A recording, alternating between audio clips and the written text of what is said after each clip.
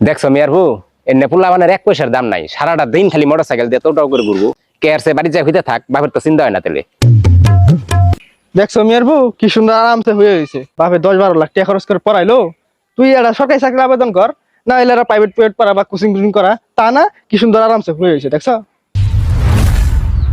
দেখছো কয়দিন আগে লেখাপড়া শেষ করে আইলো, এখন আবার অনলাইনে কোচিং করতেছে, সরকারি চাকরি করব। এই যুগে সরকারি চাকরি আছে টেয়া ছাড়া? এগুলা বাদ দিয়ে একটা প্রাইভেট কোম্পানি তো চাকরি করা বাস, তাহলে তো একটা দোয়ানো কাম কর, তাও তো চলে। দেখো এত লেখাপড়া করে এখন 5-10 হাজার টাকা বেতনে দোকানদারি করতেছে। বাপের তো জমি জমা আছে, এগুলা চাষবাস করে তো খায় তো। দেখছো মিয়া দেখছো, হ্যাঁ। কামলার নেহালা খাটতাছে। তুই যদি কামলাই দিয়া খাবি, এই খেতে খামারাই কাম করবি, তাহলে বাপের এত টাকা পয়সা নষ্ট কে নে করলি, এত লেখাপড়া কে নে করলি?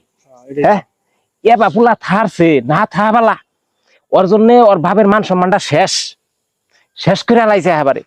এই পুলা মরে যা বালা। বহুত ভালো আছিল পুরোনো, বুঝছো?